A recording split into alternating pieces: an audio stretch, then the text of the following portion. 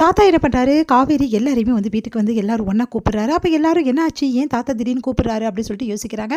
அப்போ வந்து காவேரி உங்ககிட்ட ஒரு முக்கியமான விஷயம் பேசணுமா அப்படின்னோடனே, சொல்லுங்கள் தாத்தான்றாங்க. சரி காவேரி கிட்ட பேசுறதுக்கு என்ன இருக்குது, ஏன் எல்லாரையும் கூப்பிட்டீங்க அப்படின்னோடனே, காவேரி கிட்ட ஒரு முக்கியமான பொறுப்பு ஒப்படைக்க போகிறேன் அதனால தான் அப்படின்னோடனே, விஜய் வந்து அப்படியே யோசிக்கிறாரு என்ன விஷயம் அப்படின்னு சொல்லிட்டு, விஜய் நீயும் இருப்பா எங்கே போகிற அப்படின்னோடனே, இல்லை தாத்தா அது வந்து முக்கியமான வேலை இருக்குது அதெல்லாம் அப்புறம் பார்த்துக்கலாம்ப்பா, முதல்ல என்ன பொறுப்பு நீ கேட்காம போறியே, என்ன வீட்டு பொறுப்பு ஏதாவது ஒப்படைச்சிருப்பீங்க அதெல்லாம் கிடையாது, அது ஆஃபீஸ் பொறுப்பு தான், என்ன சொல்கிறீங்க அப்படி சொல்லிட்டு விஜய் வந்து டென்ஷன் ஆகிறாரு.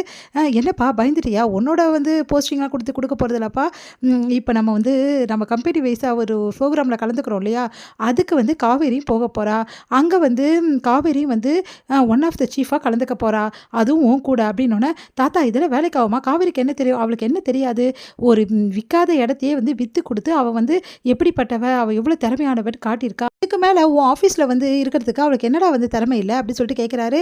தாத்தா சொன்னா கேளுங்க தாத்தா, அதெல்லாம் வந்து எவ்வளோ பெரிய வந்து ப்ரோக்ராம் தெரியுமா, அது நம்ம கம்பெனியே வந்து அதில் ஸ்பான்சர் பண்ணுறோம், ரொம்ப முக்கியமானது, அந்த பொறுப்புகள்லாம் அவகிட்ட ஒப்படைச்சிங்கன்னா அவள் சரியாக செய்யலைன்னா என்ன பண்ணுறது, அதெல்லாம் காவேரி பார்த்துப்பா, உன் வேலையை நீ பாரு, உன் வேலையில் அவள் தலையில்லை, அதே மாதிரி அவளுக்கு கொடுக்க பொறுப்பில் நீ தலையிடக்கூடாது புரியுதா, தாத்தா இப்படி பண்ணுறீங்க, சரிங்க தாத்தா அப்புறம் உங்கள் இஷ்டம் போங்க எப்படியாவது அப்படி சொல்லிட்டு போயிடுறாரு.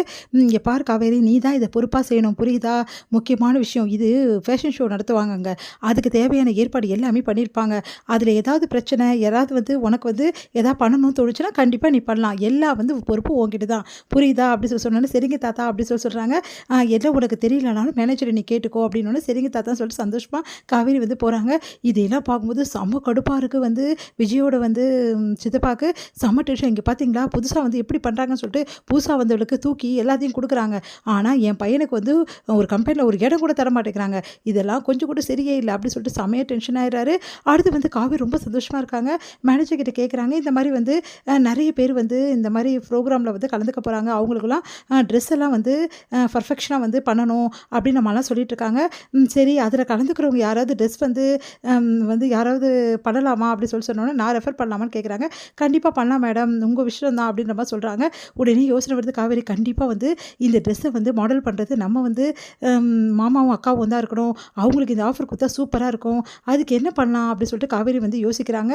சரி இதை வந்து நம்மளா கொடுத்தா செட் ஆகாது, அக்காவுக்கு வந்து அவங்களுக்கா போய் சேர்ற மாதிரி ஏதாவது பண்ணணும் அப்படின்னு சொல்லிட்டு காவேரி வந்து யோசிக்கிறாங்க. மாமா அக்காவும் இதில் கலந்துக்கிட்டாங்கன்னா இந்த ட்ரெஸ் வந்து இந்த மாதிரி வந்து பண்ணி கொடுத்தா நிறைய ஆர்டர்ஸ் அவங்களுக்கு கிடைக்கும், அது வந்து அவங்களுக்கு ரொம்ப யூஸ்ஃபுல்லாக இருக்கும், அதுக்கு வந்து கண்டிப்பாக வந்து அவங்க 2 பேர் கலந்துக்கிட்டே ஆகணும், மாமாவும் அக்காவும் நல்ல பெரிய ஆள் ஆகணும் அப்படின்னு சொல்லிட்டு காவேரி யோசிச்சுட்டு இருக்காங்க. வந்து குமரன் வந்து எவ்வளோ பேசி பார்க்குறாரு கங்கா கிட்ட, ஆனால் கங்கா வந்து எதுவுமே வந்து கேட்க மாட்டேங்கிறாங்க, கங்கா பேச மாட்டேங்கிறாங்க, அதில் குமரன் வருத்தத்தில் இருக்காரு.